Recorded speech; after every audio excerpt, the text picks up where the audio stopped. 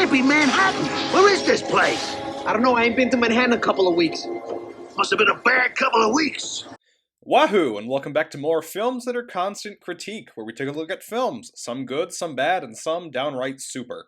I'm Bongo Baikov, joined by our host Maverick, Dren, Zaria. This week we're taking a look at the hit film Super Mario Bros. From 1993. You introduced us wrong. Well, what's the proper way? Okay, I'm Maverick Bongo, and he's Bongo. There we go. But yeah, so, Wahoo. That was, you decided to go Wahoo. Yes. Okay. But yeah, this Super Mario Brothers, the movie, and apparently it's not the only Mario movie either. Nope. We already covered one a while ago. And we will be covering another one at some point. Because we decided, hey, since the new one's coming out this month, let's look back at the real Mario movie. But yeah, the movie came out on May 28th, 1993. So we're almost at this movie's 30th anniversary. Oh, wow. Congratulations, Mario. And also, one thing people love pointing out is that this came out 2 weeks before Jurassic Park. Ooh, that is some good timing. The Mario movie cost about $45 million. That's an expensive movie. Try and guess how much it made. I'm gonna say 40. It made 40. $38.9 million. That was close. Yeah, so it did not make its money back. Although it does have a cult following, so good for you, movie. We have returning directors. Somehow, Rocky Morton and Annabelle Jankel returned. This is the same directing team that did Max Headroom 20 Minutes into the Future.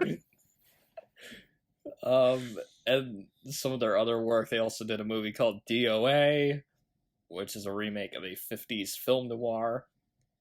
Most of their filmography is music videos.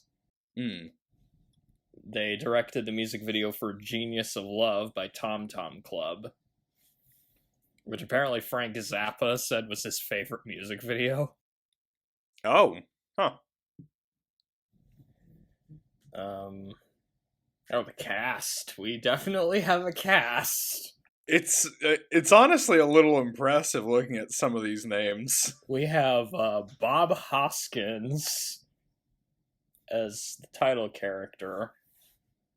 And he's been in a lot of stuff, you know. Who Framed Roger Rabbit, Brazil, that's one of my favorite movies, Pink Floyd The Wall. A lot of people probably don't remember him being in that. I'm sorry, what'd you say? I was saying I didn't know he was in The Wall. Yeah, I think he plays their manager, if I remember right. Oh. He was in Hook. Oh. He played Smee.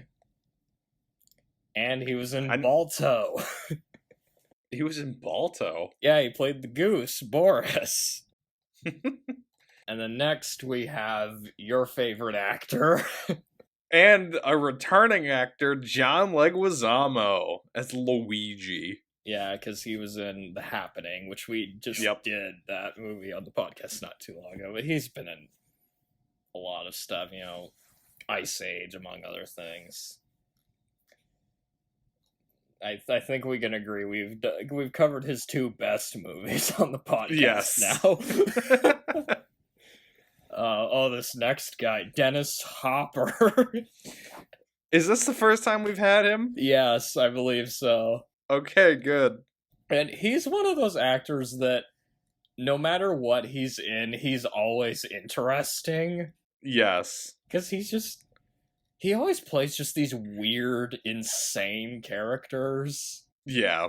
Like, Apocalypse Now, he's that, like, photographer. Photojournalist, and he was on drugs the Yeah. whole time he was making that movie, if it isn't obvious. You can say that about most Dennis Hopper movies that were made in the 60s and 70s, though. He's in Blue Velvet, again, a really insane performance in that movie. Especially in that movie. Oh my god. Yeah. He was the main villain in the first season of 24, where he puts on just a god-awful Serbian accent. Oh, Jesus. I wonder if it's worse than John Travolta's Serbian accent from Killing Season. He plays the villain in a lot of things, too. Like, he's the villain in Speed. He's the villain in Waterworld. Oh, another returning cast member. We have Samantha Mathis. As Princess Daisy. Yeah, and previously, we had her on the podcast in Broken Arrow. Yep. I was looking through her filmography. I forgot she was in American Psycho. I did not realize. She is. Yeah, I did not realize she was in that. Fisher Stevens. As Iggy. Yep. Which he was in the Short Circuit movies. Oh, my favorite. Hey, I like Short Circuit. His performance, though, it's a bit... Oh, jeez. Having a white guy play an Indian dude, it just... it doesn't work. He's not even the only actor in this movie who was in one of the Short Circuit movies either, because Manic Mike is also in this. Really? Manic Mike from Short Circuit 2. He's also in Brother from Another Planet. Oh. That's a weird movie. It is, yeah. I like it, though, actually. Yeah. I remember enjoying it. We got Richard Edson. As Spike. Yeah, and he was also the parking garage guy from Ferris Bueller. Oh, really? Yep. Drives the nice car to the Star Wars theme. We got Fiona Shaw, which she was in the Harry Potter movies as Mrs. Dursley. Oh, okay. And as well as Tree of Life and Andor. Oh, we got a Mojo Nixon, who plays Toad in this one. He wrote the classic songs Elvis is Everywhere and Debbie Gibson is Pregnant with My Two-Headed Love Child.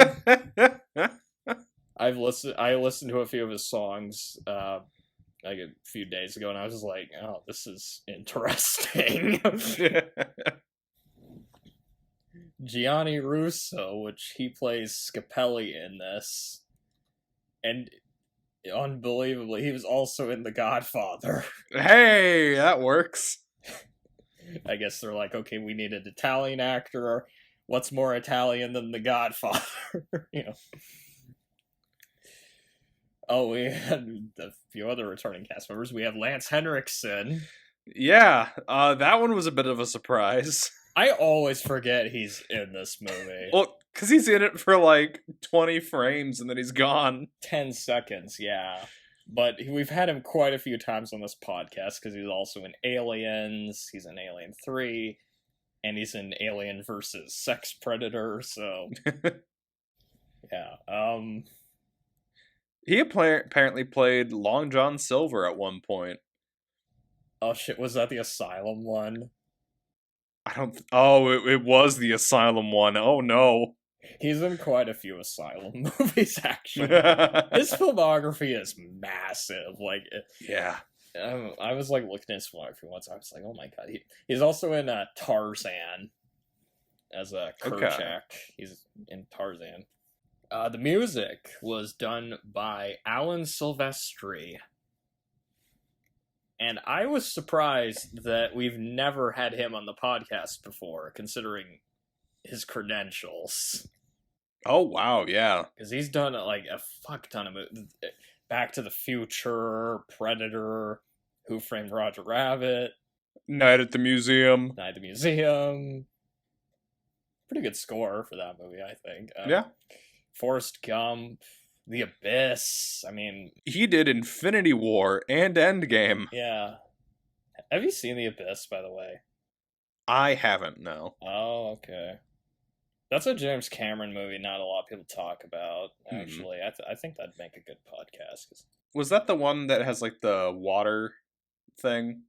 they're, like, Am I thinking underwater. of different? Yeah. Yeah, okay. I remember enjoying it, actually. But not for some reason, not a lot of people talk about it. I guess Titanic overshadows it as far as James Cameron movies About water. about water. Yeah. The tagline for Super Mario Brothers the movie. This ain't no game. Yep. I mean, sure, why not? Okay, so initial thoughts. I don't know. Do you want to start or? Yeah, I guess I'll start. So, I have a bit of a history with this movie. I don't know how many times I've watched this. Because just about every chance I get to make someone else watch it, I will take it. The first time I ended up seeing this movie, I remember very well. I was watching this guy on YouTube, Chugga Conroy, playing Super Mario Sunshine. And he made this offhand comment about how he liked how the Bomb looked in the Super Mario Brothers movie. And I was like, there's a Mario Brothers movie? And I was like, I didn't know there was one. And this is back in the days where YouTube didn't really care so much about copyright. And so the whole movie was on YouTube in like 9 parts. And so I watched the whole thing one night. And I was absolutely flabbergasted. Because, you know, when you think of Mario in your mind, it's like, oh, there's the Mushroom Kingdom. It's sort of, you know, not quite like fantasy as you would normally It's very think. colorful. But, you know, yeah. And instead, I watched this strange cyberpunk movie where, like, everything's, like, technology based. For whatever reason, King Koopa's a germaphobe. And they're, like, de-evolving people into, like, reptiles. And it's just like, what is going on? It was, like, at the time, one of the more insane things that I had watched. And I've just watched it so many times over the years since then. Because I was just in a bit of a shock. Like, how can this thing be real? And you like went in not knowing anything about like what it was. Okay. Now, I remember when I first heard about this movie. And you probably do because you're the one that told me about it. The first time I heard about this movie, we were at this summer camp, and you basically explained the entire movie to me. Everything, like every plot point, every character detail, this thing, you explained everything that was inaccurate to the games, just everything.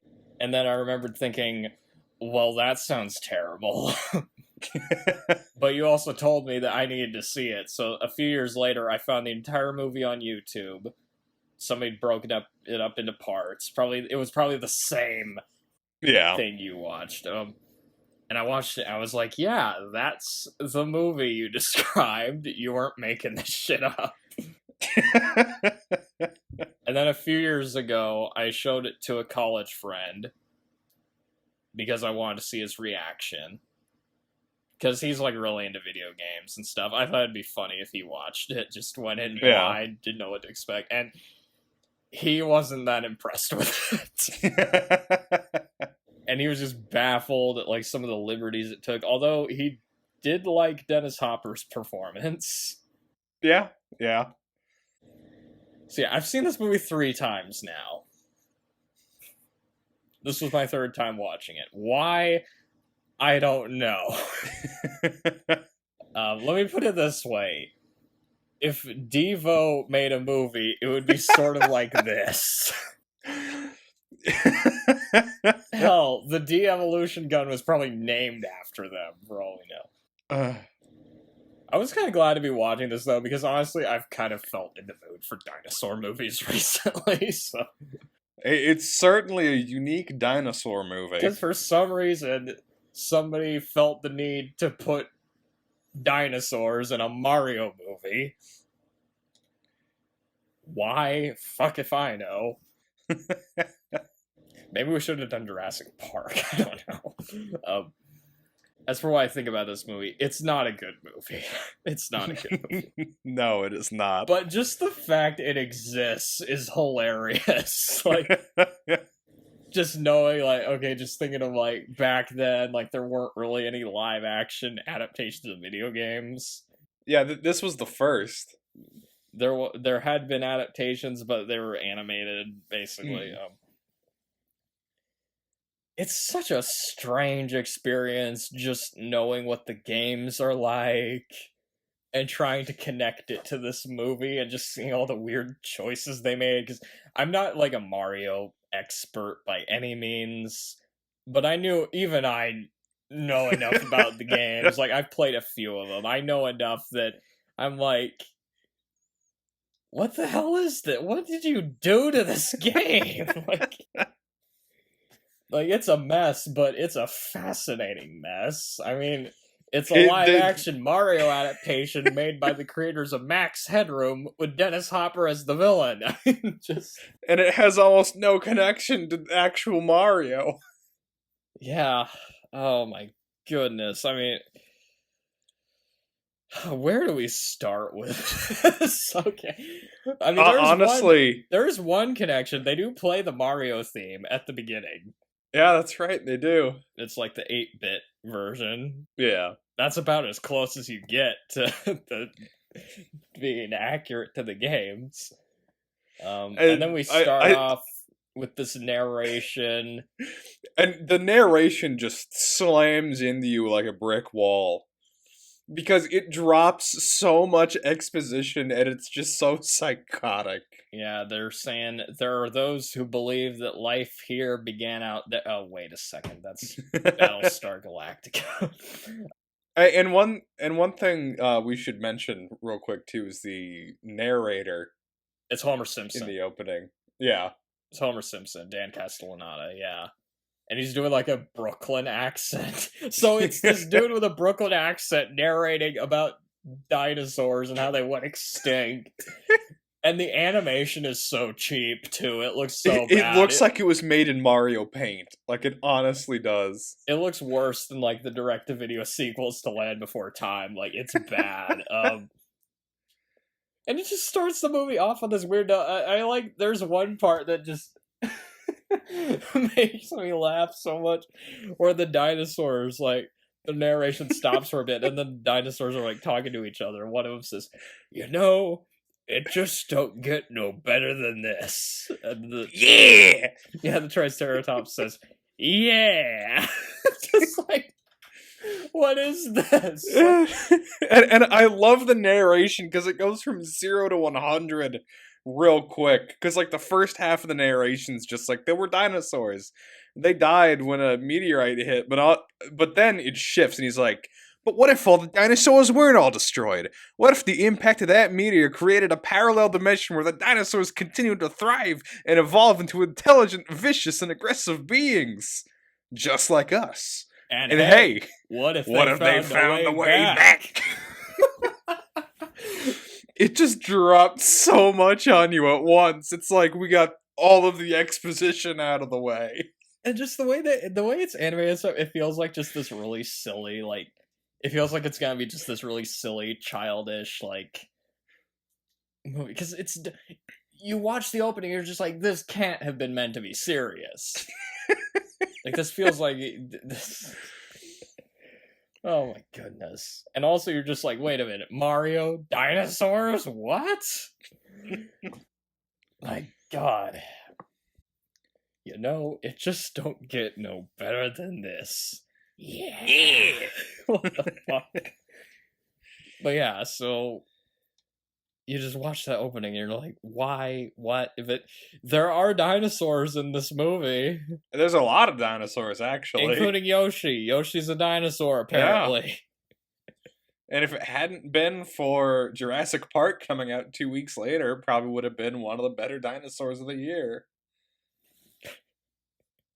That was one thing I was gonna bring up. The person I showed the movie to, he was not impressed with the Yoshi design. He was not impressed. He didn't think the special effects were that good on it either.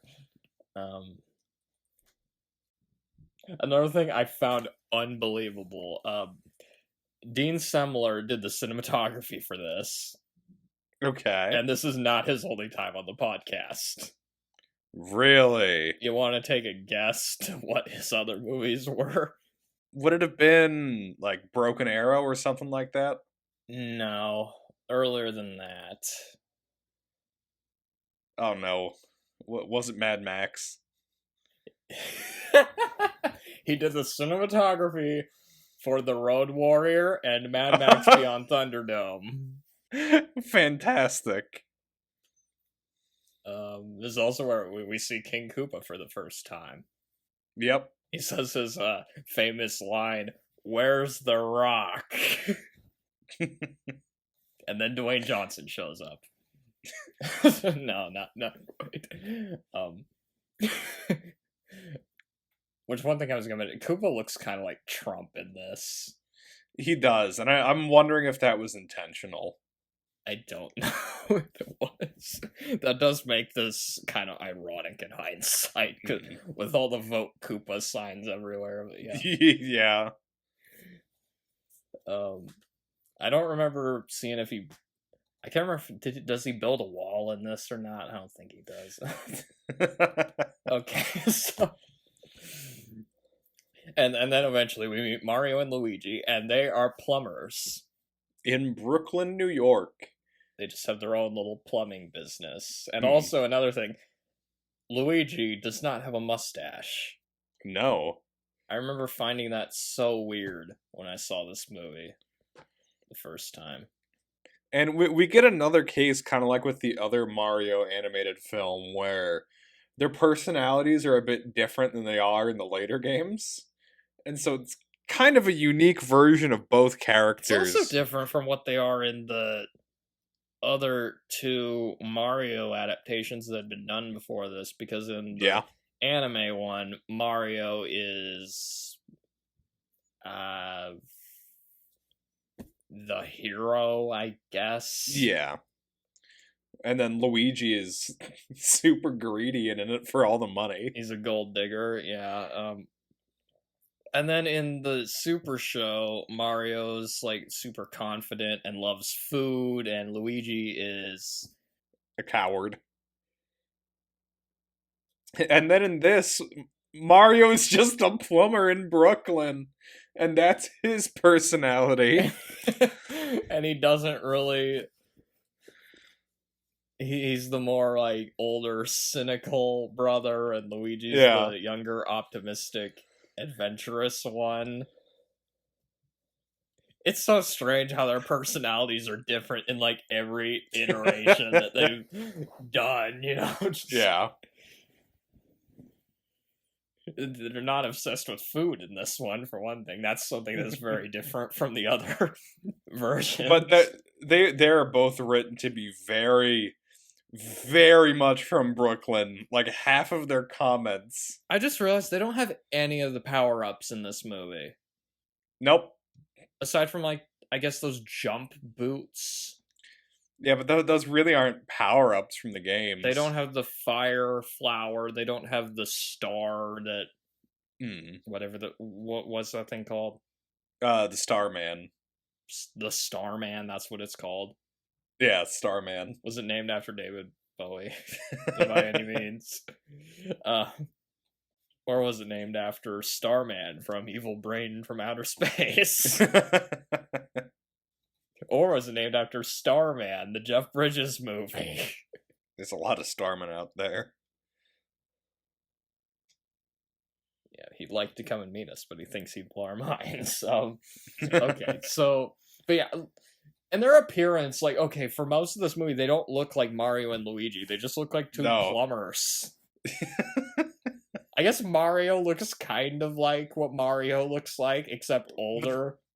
And that's just because he has a mustache. True. Oh, we should point out that neither Bob Hoskins or John Leguizamo are actually Italian. Bob Hoskins is British, for fuck's sake. Yeah. Although he does... I forget that sometimes, because he actually does a pretty good American accent. Yeah. At least what I've seen. But John Leguizamo, I'm just like, why? Okay, Bob Hoskins as Mario, okay, I can kind of see that. John Leguizamo as Luigi? It's a very interesting choice, and they really don't look like brothers. No, they do not at all. Bob Hoskins looks like he could be Luigi's dad in this. Honestly, or his uncle.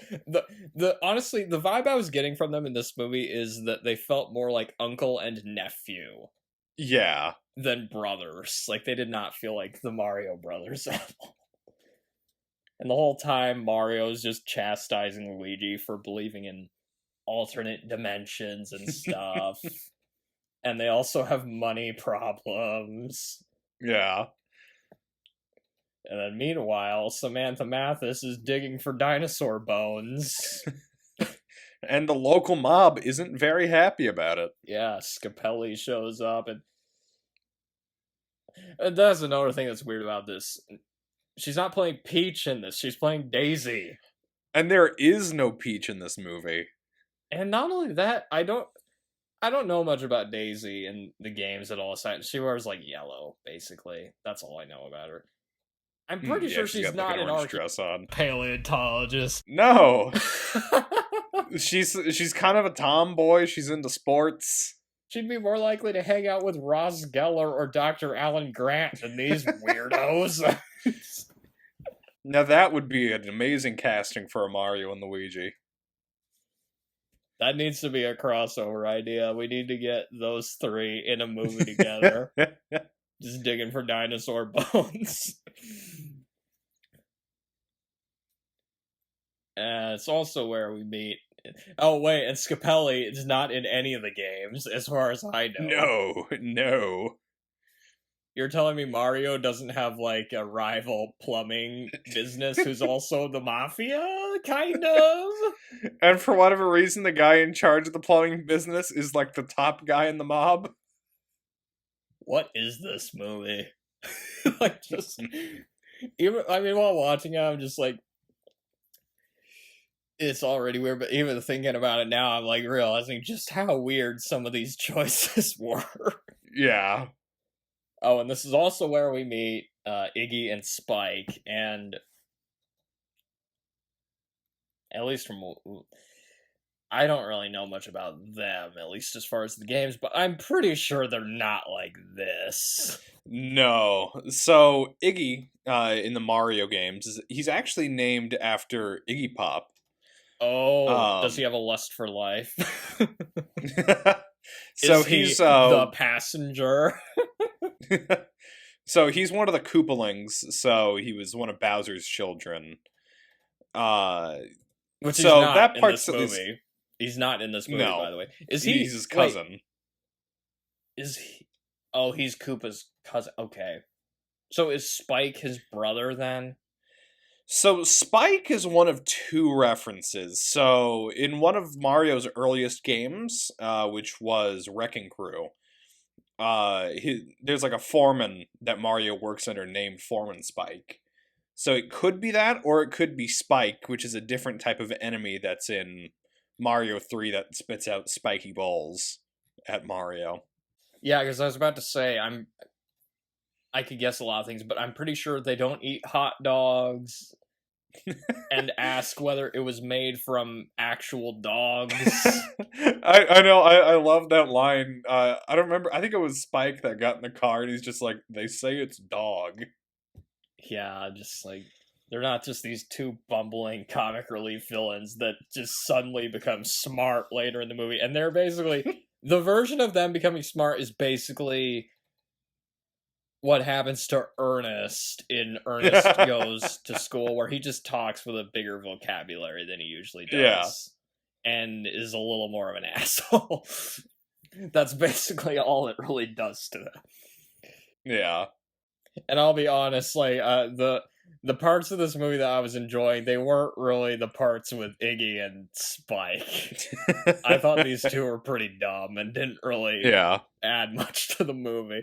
Hell, Mario and Luigi, I felt like they didn't really add much to the movie.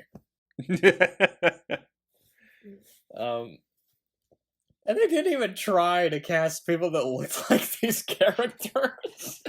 Like any of them. Bob Hoskins doesn't look like Mario. Dennis Hopper definitely does not look like... Was Dennis Hopper supposed to be Bowser? Because they don't call him Bowser in this. They call him Koopa. So that was Then Bowser's again, like don't they call original him name. Koopa in the Super Show? They do, but in the original games that were released in the West, he was called King Koopa. In Japan, he was called Bowser, and then once Super Mario 64 came out, they officially changed his name to Bowser. And how many years after this movie was that? I think it was 3 years. So like let me double check that. Basically. Yeah. Yep, 96. 96. And I was also realizing, wait a second, so is this one also kind of an origin story for Mario and Luigi? It basically is. Because they technically are plumbers in the games, but they don't really do anything plumber related besides go down pipes. Yeah. They do actually fix a pipe at one point in the movie. Yeah, they do. And Daisy's the one at the beginning of the movie. She was the child that was left at... Yep, on the Catholic Church's doorstep. Okay. And doesn't know who her parents are. She has this rock around her neck. Apparently the rock is a meteorite. It's a piece of the meteor that destroyed the dinosaurs / split the world into 2 dimensions. There's so many strange details to this movie. And another thing I was noticing about this movie, it felt like Daisy and Luigi were the main characters in this. Yeah, Mario was a side character. And it's called Super Mario Brothers, but I guess he's just kind of old and nobody cares about him. Oh, jeez. And, I mean, to be fair, John Leguizamo and Samantha Mathis do have chemistry. They do. That was the most shocking part of the movie. Hell, Bob Hoskins, the whole time, he just looks like he doesn't want to be there. Plot twist. Bob Hoskins didn't want to be there. He just looks grouchy and, like... Yeah. He spends most of the movie just arguing with Luigi, basically. You don't get the sense that these two like each other, let alone that they're brothers. I don't know. It just... And Mario doesn't even get the girl in this one. Well, he already has one. I guess if they did a sequel, he would end up with Peach. Well, I guess Luigi doesn't end up with her either, because she goes back to her. Yeah, but he technically, yeah. He doesn't. He does kiss her though. But anyway. Okay, there was one exchange between Iggy and Spike that I thought was kind of funny. Yeah. Around here. If we get it wrong one more time, he's gonna kill us. He won't kill us. He's not that nice. Yeah, exactly. I can't remember. I think it's Iggy that says he's not gonna kill us. He's not that nice. But yeah. That was like one of the only times that I thought Iggy and Spike were actually kind of funny in this, but yeah. And then Iggy and Spike, they knock out Mario and Luigi, kidnap Daisy. It's starting to sort of seem like the game, kind of. Because they have to go save a princess. So they start chasing her down all these pipes underground. They see Daisy's face coming out of a wall, which that CGI... It was pretty bad. Did not age well. No. Then again, this is around when Lawnmower Man came out, so I wouldn't expect the CGI to hold up. Luigi grabs the rock from Daisy, then they both jump in. And this is one scene where you do get the clear difference between their personalities. Luigi he's really eager, wants to jump into this portal in a rock face. And Mario isn't quite believing what he's seeing, and he's very hesitant to go through. He probably just thinks he's drunk or something. Which they were while they were making the movie, apparently. Yeah. Yeah, like, literally the only things they have right about Mario and Luigi is that Mario has a mustache, and Luigi is taller than him. Yes. That's all that they got right. But they jump through this wall, and that's how they end up in Dinosaur Blade Runner. It's straight up called Dino Hatton. Yeah. And I love their dialogue between one another while they're trying to figure out where they are. Because at one point, they're just talking to each other, and Luigi's like, "We could have gone under the river. We could be in Manhattan. This can't be Manhattan. I don't know. I haven't been to Manhattan in a couple of weeks. Must have been a bad couple of weeks." Must have been a bad couple. Okay, that was pretty good. Yeah. And then they were talking again. They're like, maybe we're in the Bronx or maybe we're in the Brooklyn of the future, or perhaps the Bronx of today. Bronx of today. Okay. But yeah, it looks like a dystopian hellscape. You know how we know it's a dystopian hellscape? There's Vote Koopa billboards all over. And it looks like Blade Runner. I guess this could also just be the alternate 1985 where Biff Tannen became rich. But anyway, I will say the set design's pretty good. Yeah. Again, it looks like Blade Runner. Well, it's because they share like a set designer. Yeah. And come to think of it, the look and feel of the movie sort of reminded me of City of Ember. Huh. Have you ever heard of this movie? I think I've heard of it, but I've never seen it. It's weird. It also has this like underground city with not a lot of light. But anyway, it's just a strange looking place. Like you look at like the Mario games and how colorful and bright they are, at least until you get into Koopa's castle. That is right. Yeah. Or if you're in like caves and stuff, like this just doesn't look anything like the fucking games. Like, what is this? Like nothing at all. It looks like Dinosaur Blade Runner. It's Dino Hatton. I mean, it's so weird that they would do that. And there's like mushroom stuff just covering. Yeah. There's fungus everywhere. Yeah, fungus. There's like a movie theater that's showing a movie called I Was a Teenage Mammal. It was a teenage mammal. Which is apparently a XXX movie. As far as the jokes you can get away with in a PG movie. There's a couple other Mario references here. Like the station is called Thwomp. Thwomps are a type of enemy in the series. There's a place called Bullet Bills. Did they have... Were there any piranha plants at all? Not that I could see, but I could have missed one in the background. There is a bomb at one point. Yeah. Which that's like one of the few things they got right. It looks like a bomb. It walks like one. It's a bomb. I mean, yeah, it's a pretty good looking bomb. It's got Reebok stickers on the bottom of its feet, which was kind of funny. Yeah. Another thing, I remember during the Conan the Barbarian podcast, I mentioned there was this deleted scene where a guy was selling lizard on a stick. And you mentioned that there was some other movie that had something like that, but you couldn't remember which one, and it was going to bother you. It's this movie. It's this movie because they're also selling lizards on a stick. On like hot dog buns at one point, just selling them in the street. Once I saw that, I was like, wait a second. I remember you mentioning something. That has to be it. I mean, that's right.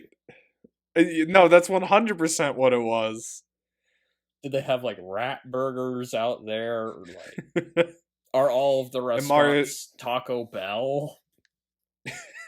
After watching this, I kind of felt like watching Demolition Man for some reason. You mentioned King Koopa's a germaphobe. Yeah, he's like dipping his hands into wax, and he's complaining about how this place is diseased. What was that stuff he was putting on his hands? Like it looked like plaster. I don't know why he was putting plaster on his hands. I don't know. And he wants to get his rocks off, so to speak. Mario and Luigi, they get mugged by an old lady, and she steals the rock. I love the conversation that they have with the old lady. Because she's like, are you boys new in town? And she's like being all nice. And then she's like, it's really dangerous to wander around without a weapon. You got one? Yeah, and then she pulls out a gun and aims it at... Yeah, oh my god, yeah. That was actually pretty good, I'm not gonna lie. And then later, Big Bertha, who's like a bouncer at a nightclub, like picks her up and throws her to the street below to steal the rock from her. And she has these rocket-powered boots, and she just flies away. And we do see her later in the movie in a very... Should we just talk about that scene right now, or... Real quick, so Big Bertha is actually another Mario reference. It's like a fish or something, right? Yep, it's like a big fish that can eat Mario or Luigi. But yeah, should we talk about that scene? Just... Yeah. Because... I remember when you were describing this scene to me, I was like, what is this movie? They go to this bar called the Boom Boom Bar. Which is another Mario reference. There's a mini-boss called Boom Boom. That's why I'm kind of glad you're helping me do this, because I'm not as much of a Mario. I don't know the Mario lore, basically. Like, I'm pretty casual when it comes to Mario. I've just played a few of them. Mostly Mario Kart and... Smash Brothers, but I have actually played a few of the actual games. So they're in the Boom Boom Bar. Yeah, and they're trying to find Big Bertha to get the rock back. And we get a very strange dance scene. I'll let you describe it. So, I guess just to back up a little bit, they've essentially Mario and Luigi have partnered with Iggy and Spike. And they go to this club to try and get the rock back from Big Bertha.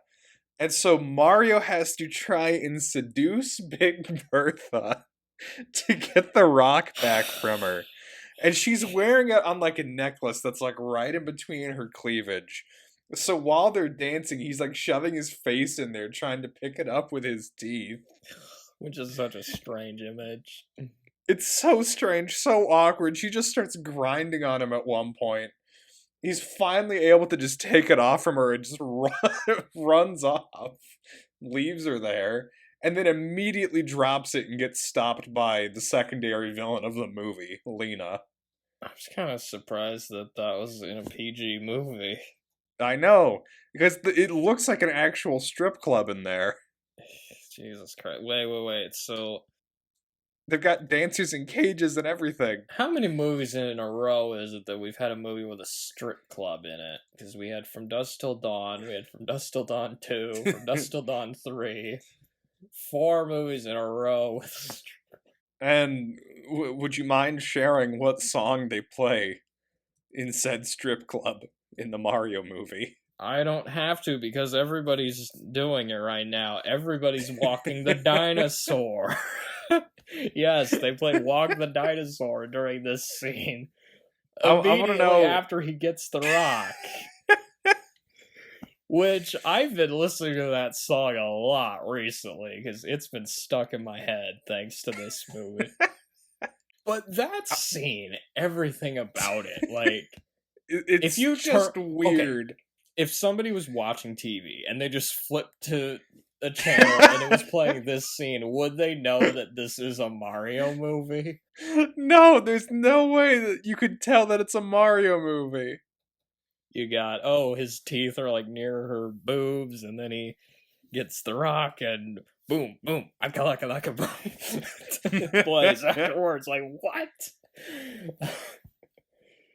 And then they get rocket boots and fly out of the bar. Like, what? Speaking of music, did you know that there was a lead single for this movie? There were quite a few songs for this movie. I was noticing that. Like, I was looking at the soundtrack. I'm like, wait a second. There was a Queen song in this? There was a Queen song in this? I had to go back and look, because Queen's my favorite band. I would think I would have noticed that. I had to scroll back, and I'm like, oh. Because it's, apparently they play part of Tie Your Mother Down. Really?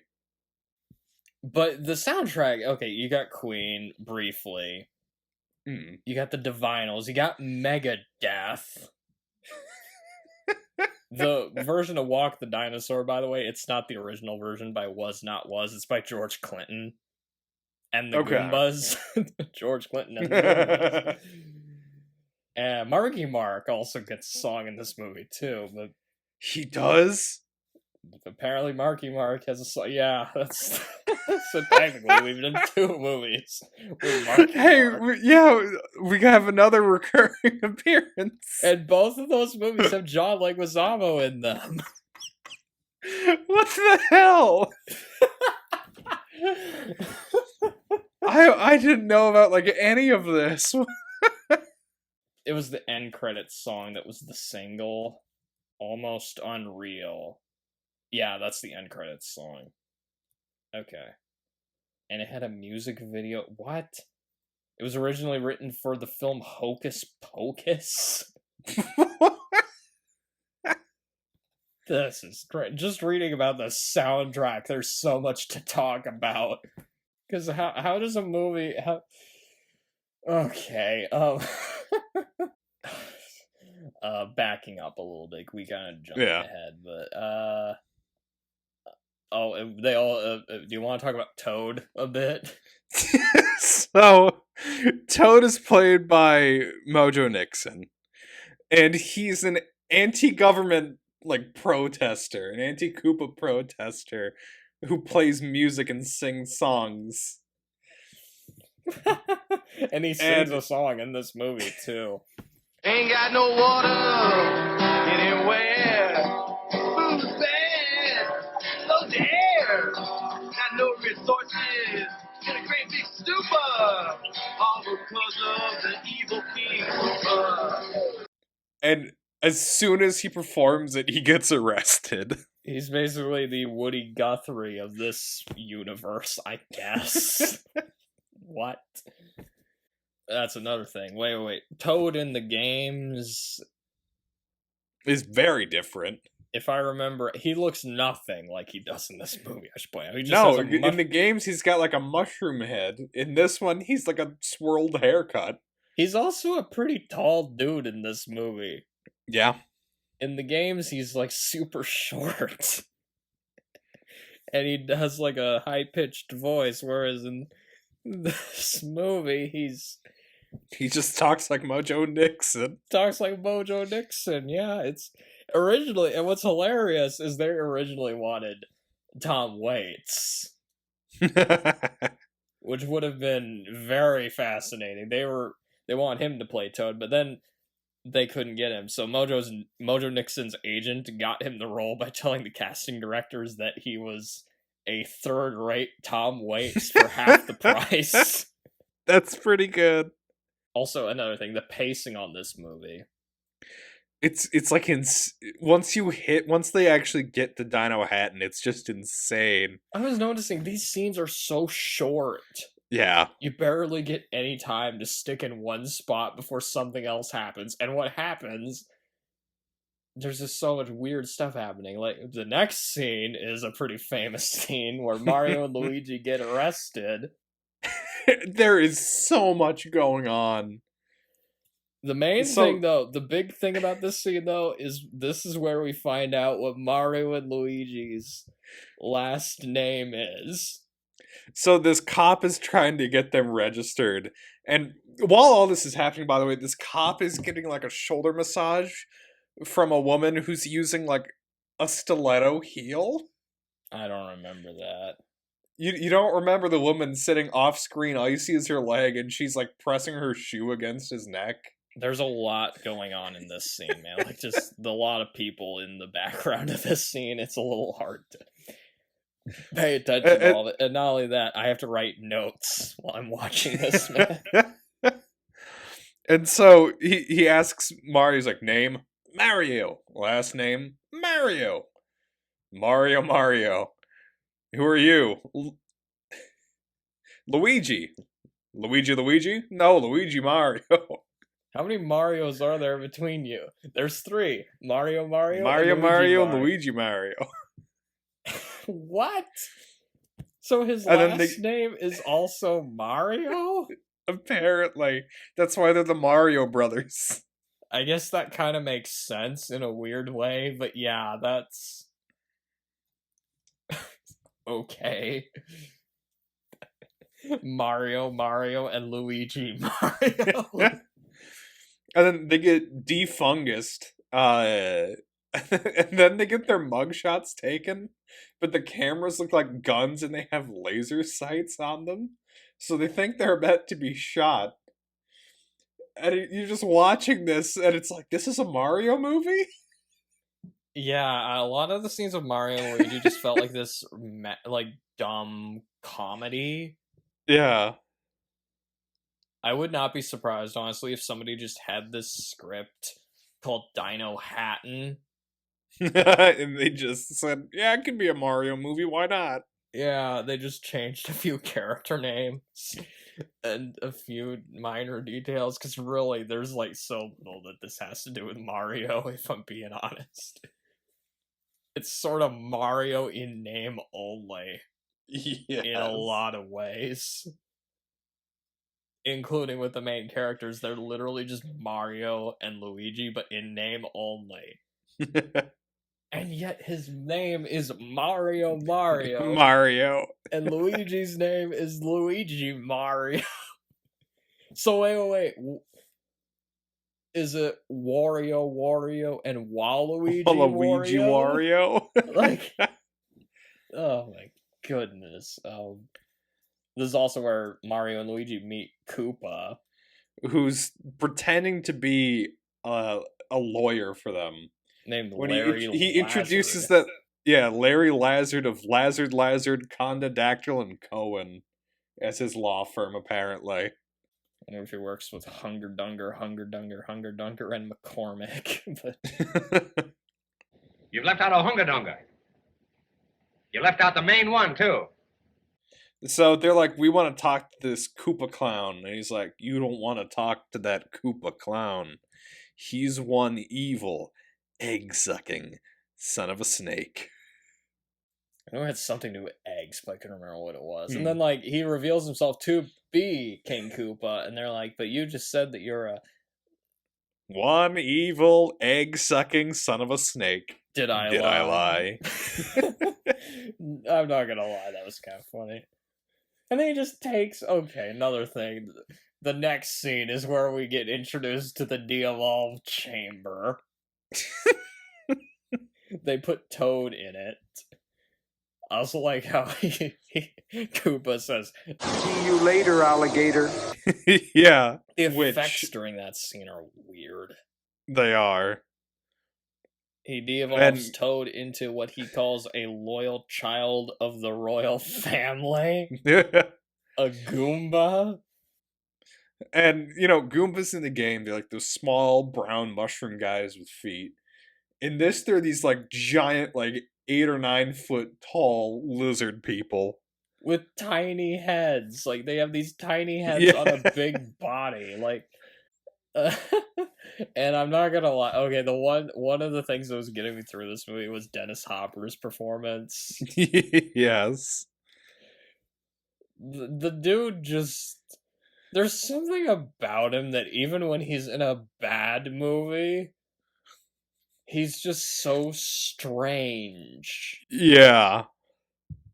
There's a lot of energy in his role in a lot of his scenes. Even though apparently he hated working on this, but to Yeah. be fair, it doesn't really show when you're watching the movie. Maybe during some scenes, but like there's that part where he says, I'll kill that plumber! and another thing is Koopa he's evolved from the T-Rex. Yep. The Lizard King. The Lizard King. Yeah. Wait, Jim Morrison? Jim Morrison was a Tyrannosaurus Rex. Do you know who you're talking to? I am the fucking Lizard King. Or he could be fucking Robert California. That's another possibility. He's James Spader in a previous life.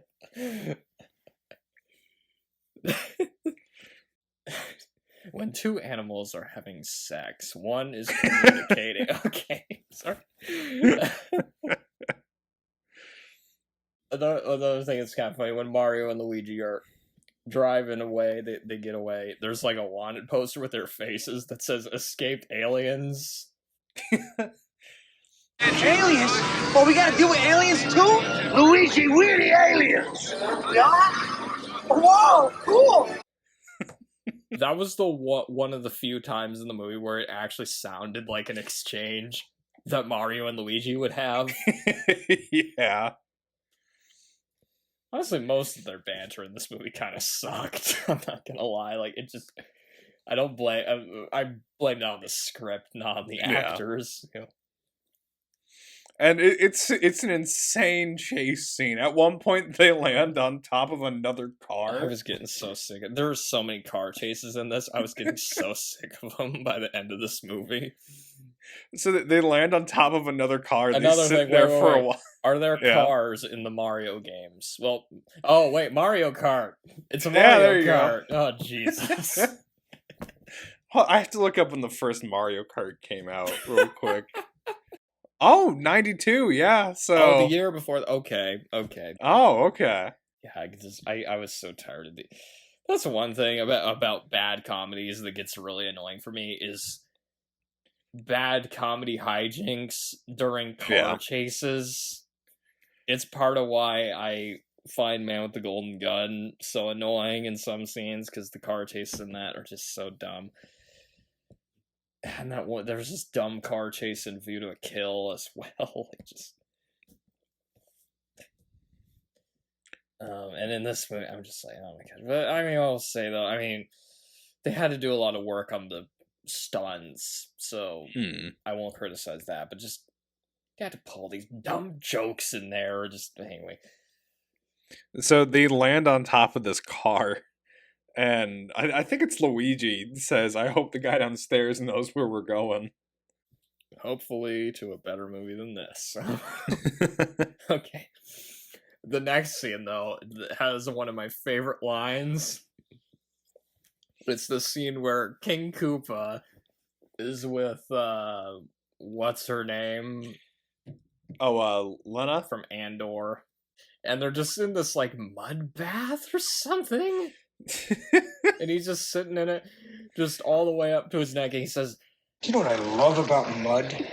It's clean and it's dirty at the same time." Just, that line kills me. It's so funny. It sounds more like something Christopher Walken would say, honestly. It really does. It's such a weird line. And that became kind of, I would quote that sometimes with that one college friend I showed this movie to. At first he didn't realize it was from this movie. I showed him the clip and he's like, wait a second, it was from that movie. Yeah, it's just so funny. It's clean and it's dirty at the same time. It's like one of those lines that, like, you think it means something, but it doesn't. Mud is just dirty. It's not clean, it's just dirty. I mean, that's strange, because he's also a germaphobe, yet mud doesn't bother him. Apparently. And, like, after this, he's not really germophobic the rest of the movie either. I guess he finally reached some kind of inner peace with germs after that scene. He reaches his inner peace within a day of his death, apparently. Daisy meets Yoshi. It was just a baby dinosaur, basically. Yeah. Although it's There's kind a of really an interesting thing having a paleontologist meet a dinosaur face to face. Yeah. A couple of weeks before Jurassic Park came out. It was a more positive interaction, at least. And then, oh god, this scene's so weird. Koopa shows up. Yeah, and he interacts with Princess Daisy, and it's just kind of... And then King Koopa shows up. He's, like, flicking his tongue at her. He's, like, hitting on her or something. It's a very weird scene. And he's talking about Yoshi, and he's like, you can pet him, just don't move your hand around like a small, wounded animal. Wow. And then, like, he bites, like, the air. It's sort of like a Hannibal Lecter moment right there. Yeah. It's like, where he, like, slurps, like, after saying he ate his liver. What? And also you briefly see his dino form. Yeah. His face, like, does this weird thing, like... I swear, some of the effects in this did not hold up. That's also where we find out that she's trapped up in a tower. And it looks like the Twin Towers. Oh god, I forgot. Yeah, I forgot about that. Which, that's a little unfortunate, considering one of them is, like, torn to shreds at the top. Yeah. Anyway, back to 9/11. So, but like that scene, that was another one of those scenes. I'm just like, what is this movie? Like, then after that, we get the Boom Boom Bar. There's one weird part where Dennis Hopper is like taunting some fungus. And he's like, "Ma, you have let yourself go." And it turns out that that's the king. Yes. The former king. I guess he de-evolved him into mushrooms. What species do you have to be for that to even be possible? Like, what? Because, like, okay, you know what? Okay, I don't remember if this has happened yet, but this is a very crucial scene. Is it the pizza? Has he ordered the pizza yet? I was just about to mention that. This is another one of my favorite scenes in the movie. I don't know why, but this scene, I find it hilarious. He, like, King Koopa orders a pizza. It's from, like, Python Pizza? Yeah, Python Pizza. And he says, I'd like the Koopa special. Pterodactyl tail on that? Yes. Dino, lizard, hold the mammal, no worms, and spicy. It's such a... Just that... I think it's just the combination of ingredients and just his delivery during that scene. He's so serious about it. I know. He really wants that pizza. And it gets brought up a couple times, too. And then the spicy gets spicy. And, spicy. So wait, another thing. Okay, the ingredients. Okay. Dino. Lizard. Does this mean he's a cannibal? I mean, there were the other people eating, like, lizards on a stick earlier.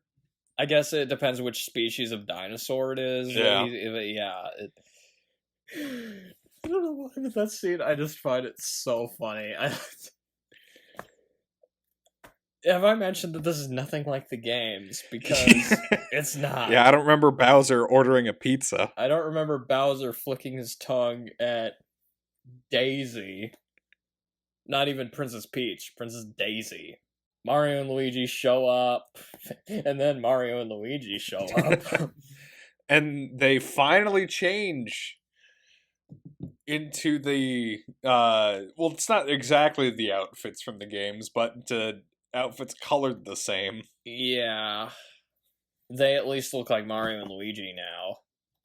Yeah. And they're just bouncing around on the fungus, which, another thing, could they have at least made the mushrooms look like the ones in the game? I know, that I feel like it would have helped it just a little bit. There's like just they don't look anything like the fucking games. No. It's like they're going, let's try to do like a more gritty, realistic Mario movie, but then also include really dumb humor in it for some reason. What is this movie? How many times have I said that during this? I also like how they at one point Koopa, like, he's like barking orders. And he's got like a walkie-talkie in his hand. He's talking to him, and then like he like pauses for a bit, and then he just says into it, "Where's my pizza?" He really wants that pizza. Until he doesn't, but we'll get to that. Because then later he's like, they like say, "Oh, your pizza's here," and he's like, "Not now," or something like that. Yeah, when he's confronting Mario towards the end of the movie. They slide down this snowy pipe like they're fucking sledding. What? And the Goombas are chasing, because they rescued Mario's girlfriend and a bunch of girls who had gotten missing from Brooklyn.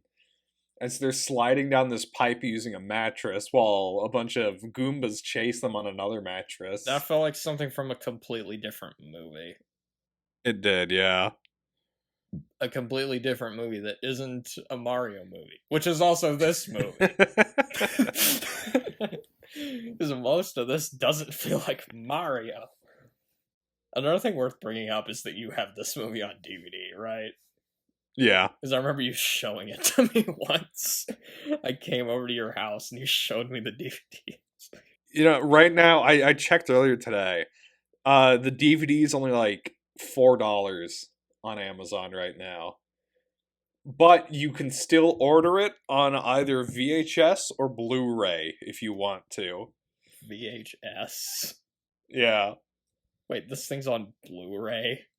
Yeah. I guess they're releasing everything on Blu-ray. Birdemic's on Blu-ray. Yeah, if you want the Blu-ray, it's about $25. If you want the VHS, it's about $30. Hey, VHS tapes, they're really valuable. They're a racket, you know. I hear Nuki is really valuable. But yeah, so the dimensions have merged somehow. Yeah, Lena had gone and put the piece of the meteorite back into the larger meteorite. It's nonsense. Let's move on. Yeah. Oh, actually, real quick, after she puts the rock into the meteorite, she gets, like, blown back and is just, like, plastered into the wall, and the only thing left is her skeleton. Yeah, that's kind of a fucked up death. I know, it's like movie. A step away from being an Indiana Jones death. If it were an Indiana Jones death, you would have seen either the melting of the skin or... Yeah, no, it would have been much slower if it was Indiana Jones. Or, like, death, decaying rapidly, like in Last Crusade. Yeah. Or she would just fucking blown up into, like, slabs of meat, like what happens to Belloc. But yeah, so they all end up in Brooklyn. As if this movie couldn't get weirder. And then they used... Scapelli's there, and I almost called him Bowser. Sorry, he's Koopa in this movie. He uses the de-evolve gun on Scapelli, and he turns into a chimpanzee. That's not how evolution works, guys. And actually, real quick about those... Right, he would turn into, like, a Neanderthal or something. Like... and real quick about those de-evolution guns... I guess this is kind of a piece of trivia, but since we're talking about them, they are actually just painted super scopes, which was like a, basically like a light gun for the Super Nintendo. Yeah, I read that somewhere when I was looking for trivia for this, but yeah. I'm not surprised either. They kind of looked like that too. And I only know what the Super Scope is because of AVGN, basically. Yeah. And I forget exactly what it does, honestly. I don't remember. It's basically just a gun, like a gun thing. But okay, getting back to this, he turned a dude into a monkey. and everyone was laughing too. Everyone was just standing, like all the normal human citizens of the real world just witnessed the head of the mob get turned into a chimp, and they're like dying of laughter the whole time. And I love how Dennis Hopper, the way he delivers the line, Monkey! That's so funny to me. That's another one of those lines I always remember from this movie. Yeah. I just realized there's one part that we skipped over. So right before they got moved over to the other scene dimension. The elevator. Oh, that's what. But I forgot to talk about the elevator scene. It's right. It's like after when Mario and Luigi finally get their costumes. They get into this elevator, and then a bunch of Goombas get in as well. Hmm. And then you hear the song from Dr. Zhivago playing. And they basically just get the Goombas to dance to it. It's just so strange. But yeah, the Goombas, they're just dancing to this music. And there's even a callback to it later. Sir, the Goombas are dancing again. Yeah, wait, what? Okay. The Bob-omb. Let's talk about the Bob-omb. It's the only thing in the movie that they... I think that's the only thing in the movie they actually got right. Oh, yeah. Like, completely. So Mario's trying to taunt... The only difference is that it's wearing Reeboks, but it's basically a Bob-omb. It looks exactly like what they look like in the games. It operates exactly the way they operate in the games. I mean... It's a Bob-omb. Yeah, Mario just winds it up and then sets it down, and then it walks towards Koopa, and then it explodes. Yep. And everyone is terrified of this thing. I mean, to be fair, it's a Bob-omb. Because, like, Mario pulls it out, and you hear someone yell, "He's got a Bob-omb!" And everyone starts screaming and running away. And even Koopa, he says, Bob-omb. Then they use the de-evolved guns on Koopa, and he turns into a T-Rex. And then he turns into slime. They use it on, and then they use it on more, and he turns into slime. And apparently, I don't know if you're gonna find this surprising or not, there is apparently an extended version of this movie. I did know about this. I didn't watch it, but I did know that there is an extended. I thought about watching it, but I'm like, do I really need a 2-hour Mario movie? I mean, but apparently there's a deleted scene where the pizza delivery person just throws the pizza onto the slime after Koopa was turned into slime and says, "There's your pizza," or something like that. That's pretty good. I don't know why they cut that out, because they kept building up to the pizza, and then there's no. I know it's like if you cut out the punchline, cut out the setup. Exactly, yeah. And then everything goes back to normal. Basically, the fungus turns into Lance Henriksen, as it does. He appears for like 10 seconds and has one line. I think he says, "I'm back. I love those plumbers," or something like that. Yeah. And then Mario and Luigi go home. They don't even meet... He doesn't even meet Mario and Luigi. No, he doesn't. There's no like, "Oh, you're Mario, good job, you saved me. I'm gonna call you the mark of the hero, Mario," or something like that. And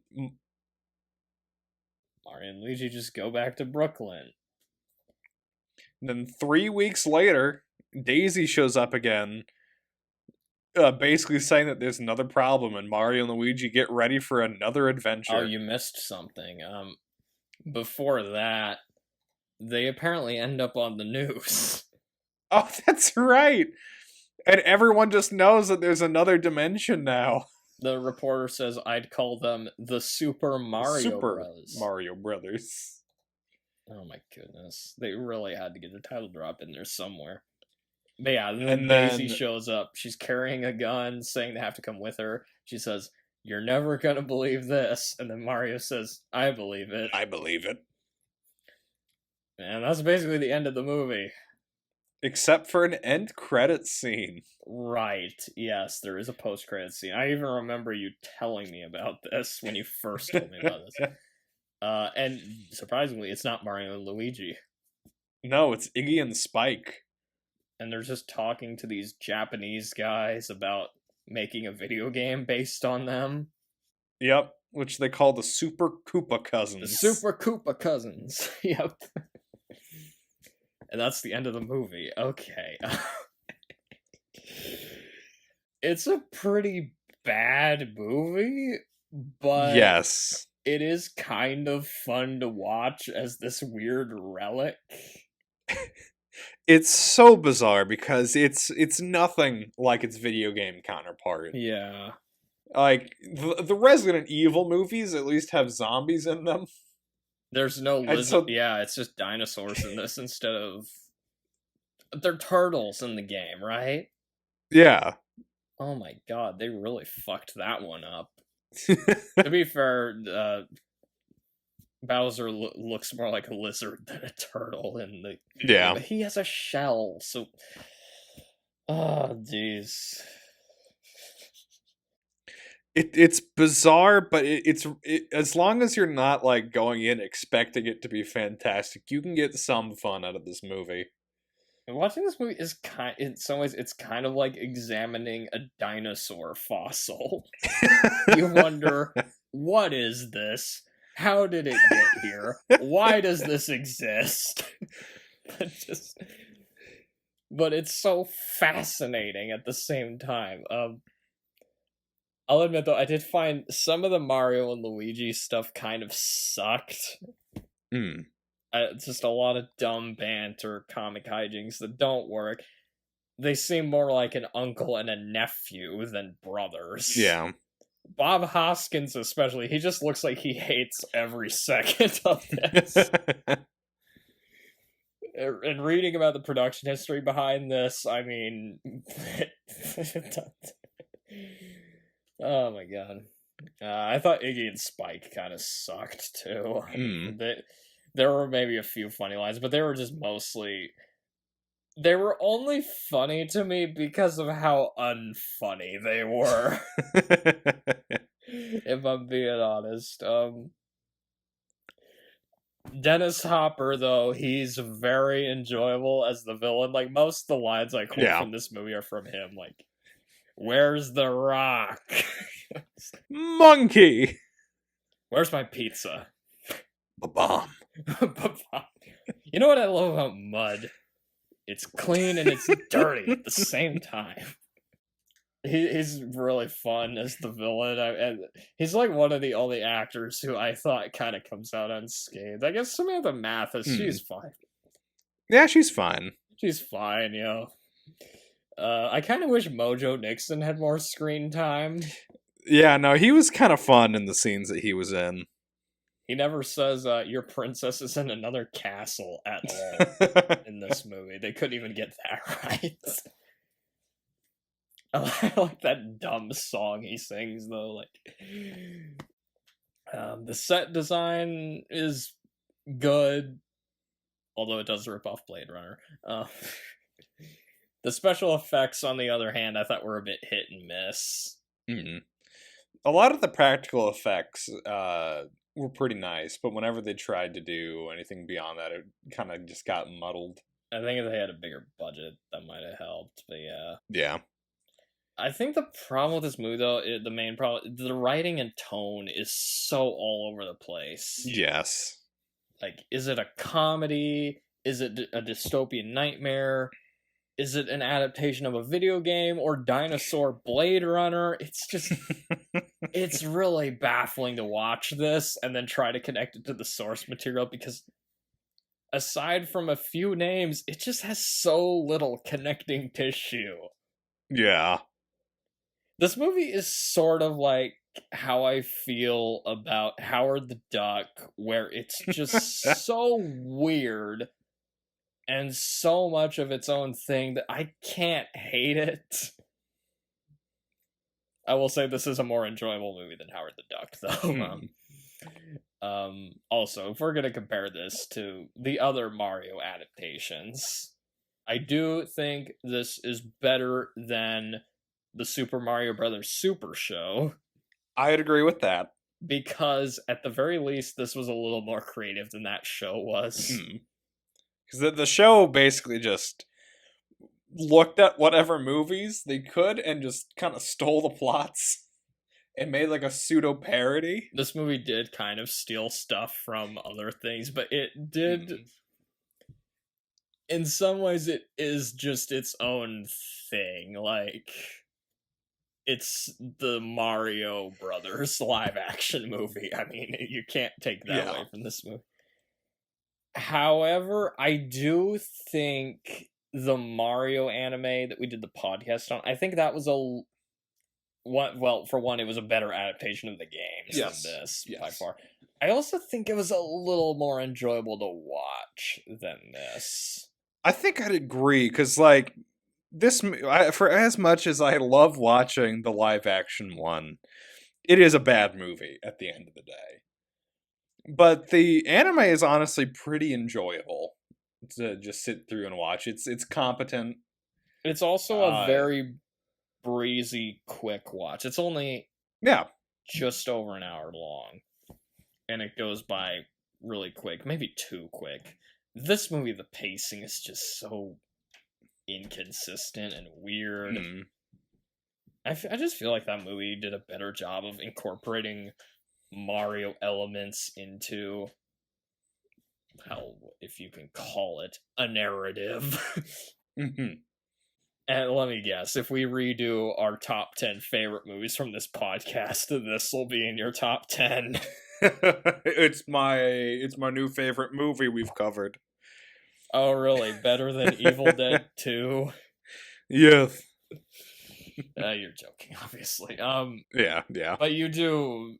I think it's safe to say you do enjoy this movie more than I do. But yeah, I get enjoyment out of it just because it's unique. It's weird. You're a huge fan of John Leguizamo. That's all you have to say. Yes. I kind of appreciate some of what this movie tried to do, but overall, I can't really defend it as a good movie, but it's not painful to watch. It's just a weird, strange thing, and you know what? Good for you. You made a weird, strange movie that I'm never going to forget, so good for you. I haven't seen this movie anywhere near as many times as you have. It's always great to see what people's reactions to this are after saying, hey, we're going to be watching the Super Mario Brothers movie, and they watch something that is in no way related to Super Mario Brothers. I feel like it kind of gets unfairly criticized in some ways, because it had the Mario name attached to it, it really got a lot of flack.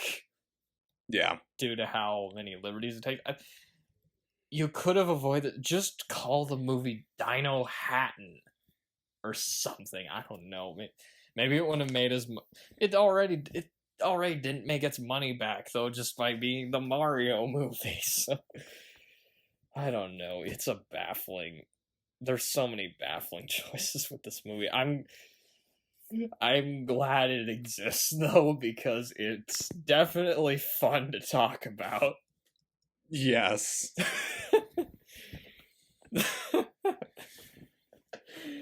Should we get into the trivia? Do you have anything else to say about it, or just?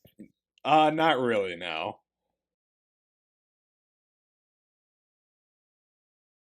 I definitely tried to find some trivia for this. So. All right, so I've got a piece of trivia. is about how Bob Hoskins and John Leguizamo were drunk during making this movie. Not quite. Hold on, Because give me they were. one That's one second. thing we should bring up. So, believe it or not, there's not just one. Is there a but video game two? adaptation of this? Oh, I wish. There is not just one, but there are two pornographic parodies of this movie that were made. I wasn't expecting this to be okay. So they were called the Super Horny. Hornio. To come up, Jesus. No pun intended. There is something specific though that I want to mention about these. So is it? Wait. Is this Super Hornio Brothers? Yes. That was based on this movie. Yes. Well, they came out at the same time that the movies that the live action Mario movie came out. But the reason I bring this up is because Nintendo obviously didn't want these circulating around. And so what they ended up doing is Nintendo officially bought the rights to both Super Hornio Brothers movies. And now they have like sole distribution rights, and obviously they have locked that deep in a vault somewhere, and it's never going to be released. But it was just something interesting that came about because of this movie. Oh my goodness. And they are technically lost media. Ron Jeremy is in as Squeegee Hornio. Orneo Squeegee. Wait, Orneo Hornio? What? Okay. Shouldn't it be Hornio? So getting back to the Mario movie. Do you have any other trivia, or was that it? Nothing else on those movies. Your contribution to this podcast was Super Hornio Brothers, apparently. But there is one other thing with the live action Mario movie, another piece of trivia that I have. So, I know that earlier we had mentioned that there was an extended cut of this movie. Yeah, I wrote a few things down about it, but I haven't seen it, so I don't actually know what most of the differences are. I haven't seen it, but I do have a list of some of the differences between the I guess the theatrical cut and the extended cut. One of the differences I wrote was the pizza.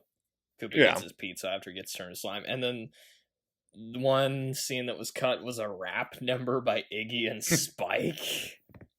Which is actually mentioned in the theatrical cut when they're brought to Koopa, and Lennon explains that they were preaching his overthrow, essentially. Rapping is preaching overthrow? Yeah, because they were doing an anti-Koopa rap. Maybe don't cut scenes if they have something to do with a plot point. Okay, never mind. It's sort of like there was that one line in Ferris Bueller where they mentioned that they ate at the end of the movie he mentions, we ate pancreas, but they cut that scene out of the movie. So anyway, it just makes you're just wondering, wait, when did that happen? So I guess it's sort of like that, but. And then the only other thing I had about the extended version is that it gave more scenes to Mario and Luigi that gave them a little more character development, but that's about it. Yep. So, I guess some of the ones that I have here.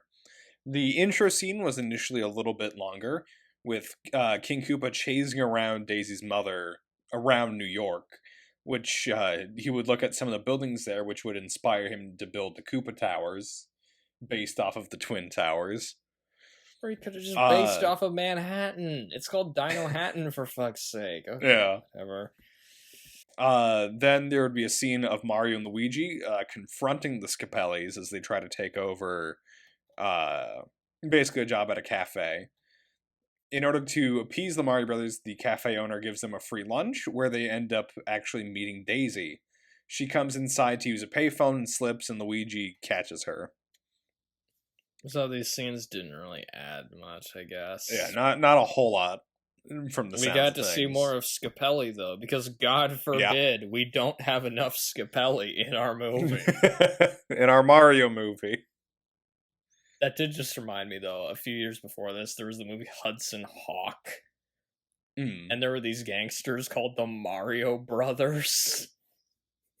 So technically, this is the second live-action Mario Brothers movie.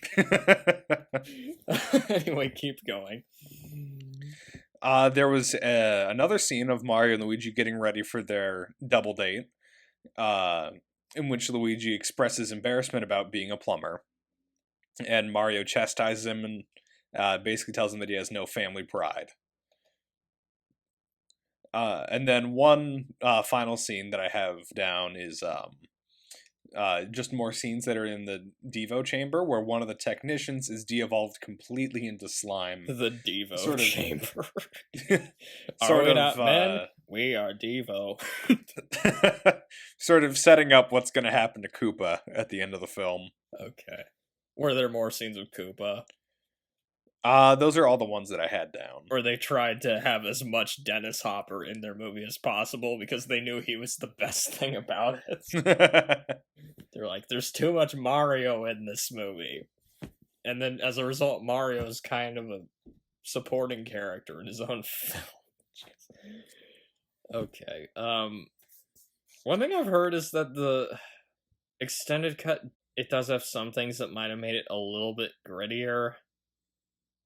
Because one thing I was hearing about is that part of why the movie has such a disjointed tone is the directors wanted to make a darker movie, but the studio wouldn't let them. Which does kind of show in the finished product. But yeah. So, some of the stuff I have. Unless, did you have anything else? I guess one other just fun piece of trivia. No, fuck it. We gotta keep going. I'm just kidding. I'm just kidding. One other fun piece of info is one version of the script contained a cameo for Bruce Willis, where he tunneled through the air ducts of King Koopa's castle in a spoof of Die Hard. Yes, I did have that written down somewhere. That would have been funny. I know. That would have been great. And that does remind me of John McClane has a cameo in Loaded Weapon 1. Oh, he does? Where and it actually is Bruce Willis, too. They get... It's a parody of the scene in Lethal Weapon 2 where they destroy Riggs' trailer. Except it's a John McClane's trailer. They just destroy it with, like, helicopters. And then he, like, comes out. And he's, like, going, like, what the hell are you doing? And they're like, wait, is this so-and-so address? And he says, no! And he tells them where it is. And they're like, oh, sorry. Okay, so some of the reviews, basically the same three critics I usually bring up when we talk about the reception. Siskel and Ebert gave it 2 thumbs down. Okay, kind of expected that one. They basically criticized it for not being very creative. If anything, it was too creative. What are you talking about? And thought the script was a mess. Well, I won't disagree on that. Although they did like the Goombas and Dennis Hopper, so okay, there's that. However, they listed it as one of the worst movies of 1993. That's a little harsh. Come on, there had to have been way worse movies that came out in 1993. Yeah. Did my favorite critic end up watching this movie? Who's your favorite critic? Pat Collins? Leonard Maltin. Leonard Maltin? Leonard Maltin. He did, yeah. Okay. I have his review. What do you want to guess? I'm going to guess he gave it a 1.5 stars out of 4. 1.5? 1.5. You are correct. Yeah!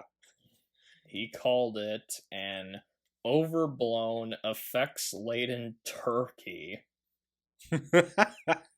He said the story was convoluted and that it was listless and has far less appeal than the video game.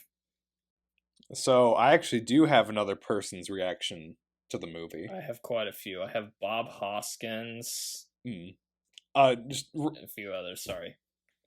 So for me, the one that I have is Shigeru Miyamoto. Oh, yeah, I was gonna mention the that. man, yeah, the man who created Mario.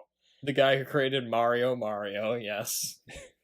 And so in his I quote guess is I don't know. strange too. That's something we need to point out. He has a strange quote about this, but yeah, you can. Yeah. Okay. He's like, in the end, it was a very fun project that they put a lot of effort into. The one thing that I still have some regrets about is that the movie may have tried to get a little too close to what the Mario Bros. Video games were. And in that sense, it became a movie that was about a video game rather than being an entertaining movie in and of itself. What? It's too much like the games? I don't know what to say. The only thing I can really think of that would like kind of make sense for that is I think what he's trying to say is they tried to cram in too many. Okay, I'll be real. I have no idea what he's talking about here. They were trying to have too many references to the game. I don't know. Maybe it's a bad translation. Who knows?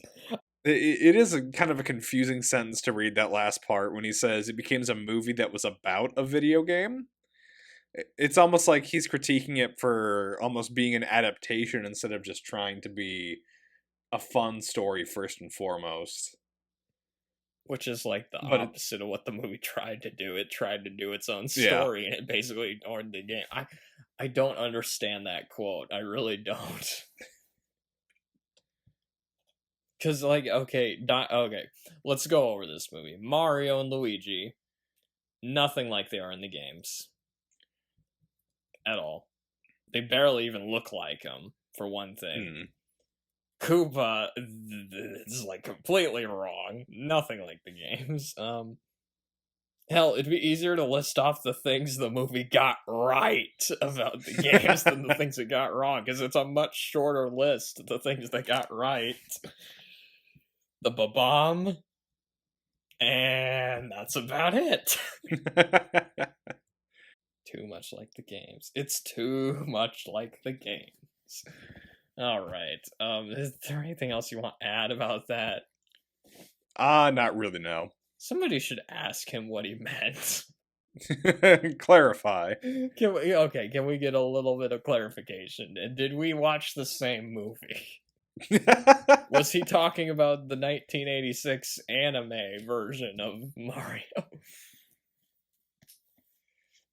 Some other quotes I have. Dennis Hopper's son asked him, "Dad, I think you're probably a pretty good actor, but why did you play that terrible guy King Koopa in Super Mario Brothers?" And Dennis Hopper responded, "I did that so you could have shoes." And his son responded, "Dad, I don't need shoes that badly." That's such a good quote. Dad, it wasn't worth it. He also called the production of the movie a nightmare, saying that the directing team didn't get along with each other. Quote, "I was supposed to go down there for 5 weeks, and I was there for 17. Ooh. It was so over budget," end quote. Another person that did not have an enjoyable experience is Bob Hoskins. Yep. I've heard some of the stories about it. Like, didn't he break his hand or something? Yeah, because they were doing this thing with the Mario van, and John Leguizamo closed the door on his fingers. Ouch. Yeah. Damn. Oh my god. And he had to, like, wear a cast. Yeah. That they, like, painted pink so it would look like his skin. Oh my. Yeah. I didn't notice it while watching the movie, but maybe if I paid closer attention, it'd be obvious. And they were also drunk while making it. Like, yes, very drunk. Mario and Luigi, Bob Hoskins and John Leguizamo, they were drinking, like, scotch or something. Yeah, like, in between takes. Because it was such a horrible production to work on, apparently. Apparently Bob Hoskins didn't know that this movie was based on a video game. Huh. until his kid showed him the game on the NES. He like just pulled out his NES and just showed his dad. Like, I imagine that confused him a little bit. I have some quotes from him. Okay. The worst thing I ever did. Super Mario Brothers. It was a fucking nightmare. The whole experience was a nightmare. It had a husband and wife team directing whose arrogance had been mistaken for talent. After so many weeks, their own agent told them to get off the set. Fucking nightmare. Fucking idiots. You know what that kind of reminds me of? That reminds me of that Mark Wahlberg quote about The Happening. It does. The Happening. Fuck it. It is what it is. Fucking trees, man. The plants. Fuck it. In another interview, he answered Super Mario Brothers for these 3 questions. What is the worst job you've done? What has been your biggest disappointment? And if you could edit your past, what would you change? His son, on the other hand, apparently really enjoyed the movie and defends it to this very day. Huh. Unlike Dennis Hopper's son, who hated it, apparently. Dad, I don't need shoes that badly. Also, another thing about that quote from his son I find funny. Dad, I think you're probably a pretty good actor. I think you're probably a pretty good actor.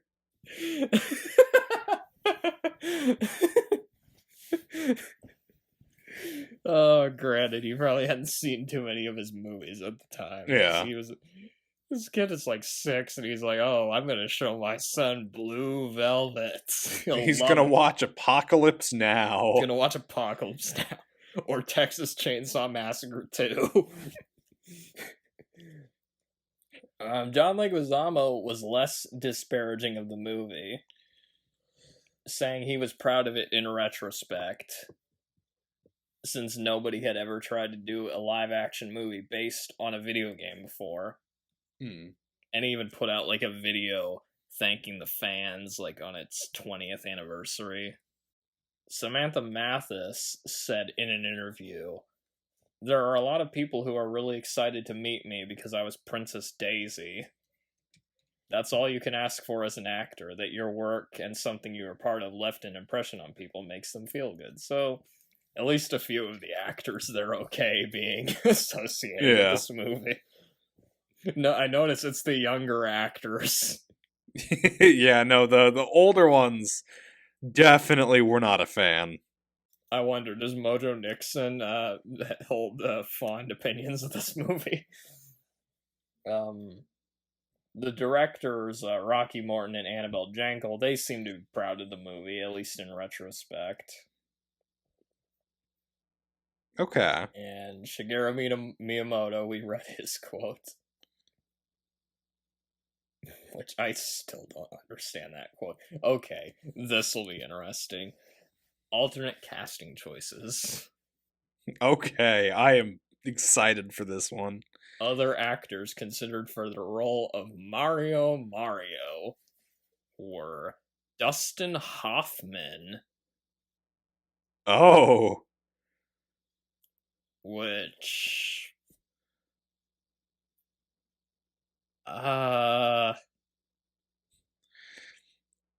Not sure about that one.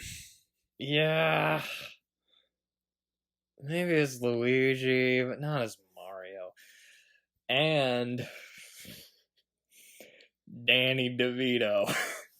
Yeah! Honestly, I would have loved that. That would have been fun. I mean, Bob Hoskins, he said that he was sometimes mistaken for Danny DeVito. So, I mean, Danny DeVito was also offered the director's chair. Oh. I guess he was too busy working on Hoffa at that point. He thought Matilda was a more worthy directorial venture than this one. Oh, the original choice to play King Koopa was Arnold Schwarzenegger. Yeah. Jesus Christ. That would have been a fun version. I'm basically just imagining his Mr. Freeze, but as King Koopa. What killed the dinosaurs? The Ice Age! Michael Keaton was also considered. Oh. Oh, that would have been so funny. Tom Hanks was considered to play Luigi Mario.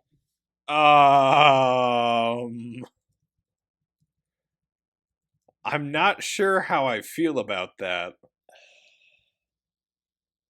I'm trying to see what... I don't know which role in this movie he would play at all, honestly. Jesus Christ. So this is like the same year Philadelphia came out. The year before Forrest Gump. Oh, wow. That's so strange. I'm trying to imagine him as Luigi. Or as Mario. I can't really imagine him as anybody in this movie. No. Maybe as Toad. That's like the only character I can think of that would kind of make sense, but anyway. Jennifer Jason Leigh was the original choice to play Daisy. Okay. Happened. Another thing, okay. Daisy, her hair in the games is like, what, brown? Yeah. Which is very much not what Samantha Math's hair color is in this movie. No. They didn't even dye it like in Broken Arrow, where she has red hair, but okay. Yeah, no, and this one's definitely like a blonde. Yeah. Why didn't she just play fucking Princess Peach then? Or Toadstool, whatever she was called at that point.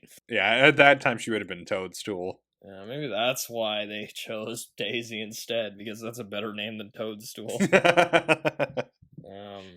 This was the second time Bob Hoskins played a plumber, as he also played one in Terry Gilliam's Brazil.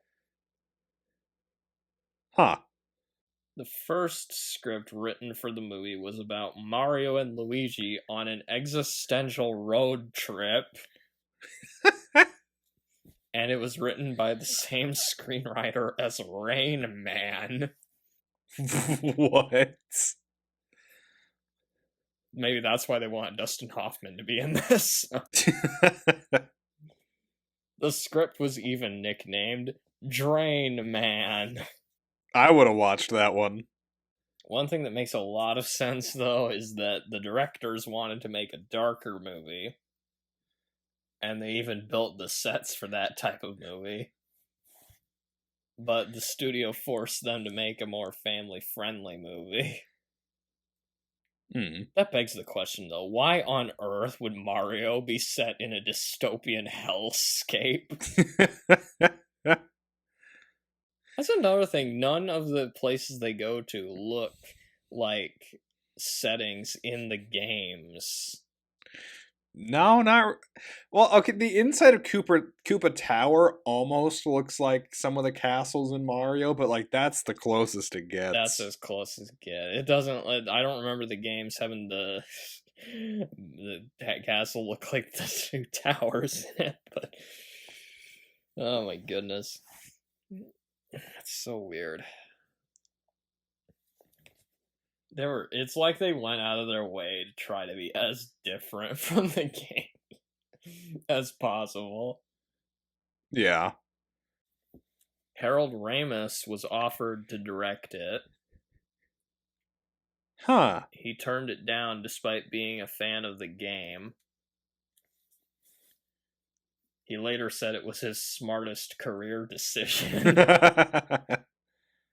Yet he decided to make Year One. But the Mario movie wasn't good enough, but Year One was. Okay. I feel like if Harold Ramis had done this, though, it would have felt more like Ghostbusters. Yeah. Well, it sort of is. It's got kind of that Dark City aesthetic, I guess. And, like, the zap gun things. Okay, a Metroid adaptation was also planned, Really? but never made it past pre-production after this movie bombed. Oh, well, that sucks. I love Metroid. And you would have loved that they made it into a shitty movie, is what you're saying? Yes! Give me my Metroid representation. This is not the first time Fisher Stevens and Dennis Hopper appeared together, as they were also both in My Science Project. That's not a movie title. They were actually in My Science Project. No, I'm kidding. It's like this movie where... Oh god, I'm trying to remember what happens in this fucking movie. I just remember that Dennis Hopper plays like a science teacher in it, if I remember right, but yeah. This isn't the only John Leguizamo movie to feature dinosaurs. Because there's also the Ice Age. Oh, the Ice Age, yeah. And Walking with Dinosaurs. And all three of them have animated dinosaurs in them. There we go. God damn it. Oh my goodness. What was that opening? What was that? Oh, speaking of which, our next podcast is Walking with Dinosaurs. No, it's not. I've never seen it. If you want to do that... I think I'm good. Okay. Okay, well, in that case, where's my pizza? Roll the... Andrew Griffith. Good night, you stupid idiot. Good night, you miserable slob.